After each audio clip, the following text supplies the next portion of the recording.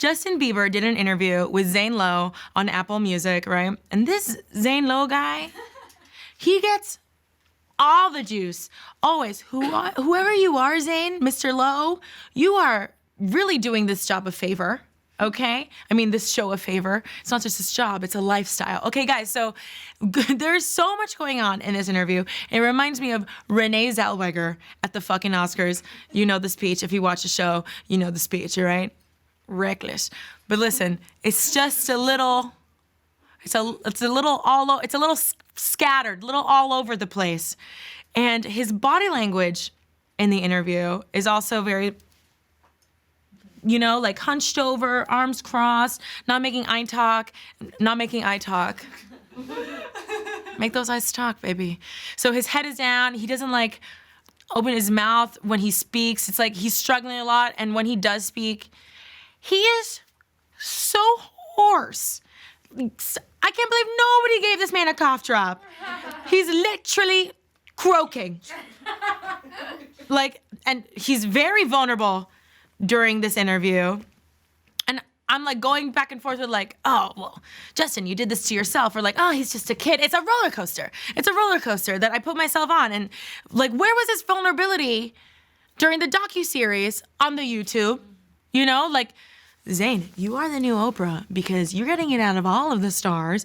And so Justin talks about his past with Selena, right? Let's hear a clip.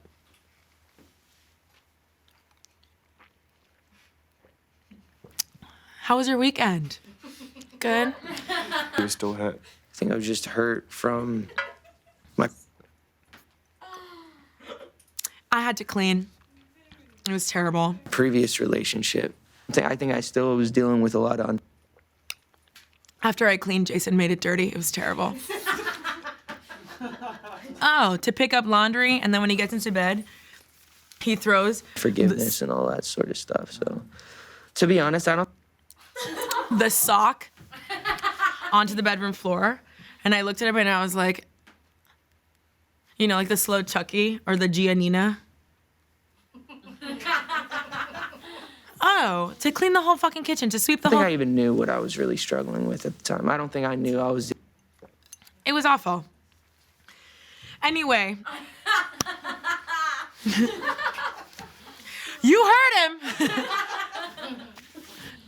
He keeps saying the word like unforgiveness, okay? Justin, what does unforgiveness mean? Who is unforgiven? What is the nus of the unforgivenity? I don't understand. You can tell that this is a therapy word, okay? Like one day he was in a session with his therapist, and his therapist said, you know, it seems like you're working with a lot of unforgiveness. And Justin was like, I like that. That is very adequate. Okay? So, and I think Justin Bieber was like, unforgiveness. Okay. If that means like harboring rage and sadness and never letting go of the grudges you have with people in your past and using that for creative inspiration, then maybe, definitely, absolutely, yes, I have unforgiveness. If I had to guess, I think that he's mad at the world, especially mad at his support system, his parents, and his team. Like, I think he's feeling a lot of like, how could you let me go through this? Because there's a lot of blame throughout this interview, and I think that he took that blame and he just placed it, all that anger, he like placed it onto Selena. Here's another clip. And if not, I can tell you more about how I did the laundry. Let's go.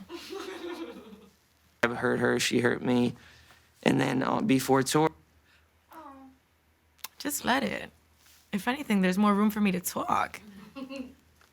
So he keeps saying how he hurt Selena hurt him. Molly, what else does he say? Oh, you're thinking? Whatever. So then he says that he used to before go crazy and be reckless on tour and do all these things, right? But this time when they were hurting each other and like breaking up before he went into tour, he really like took the time to heal and look within himself, right? I did it for you, baby. I did it for you. So there's one thing that my mom says about breakups. When I was younger, she used to say, if it's dramatic, it's not over. The breakups that are real are the calm ones. And that's what I thought about when he was talking about how this time he didn't like blow up. He did some self-work, and that would make the toxic girlfriend and me shake in her boots, okay? But guys, the way that I know what it is to be a Selena, Tefi, what do you mean? To do all the work, and just to have somebody else come in 2 months after we break up and reap the benefits of all that work, you know what I mean? Like, and enjoy the person that you so badly wanted him to be in the relationship, and he's just that person for a Baldwin. You know what I mean? Like, that is my biggest fear, besides the dark space, the ocean, and pregnancy nose. That shit is terrifying, okay? And to see him do that work, that therapy work, to do that relationship work, to find himself, to find his spirituality with somebody else, that's a real dagger, you know? It's a Hattori Hanzo dagger. And that's just like how life goes sometimes, and it fucking sucks, but it is for the best.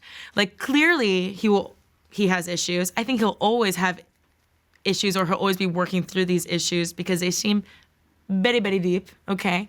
But it all happens for a reason, and I think Selena needed out.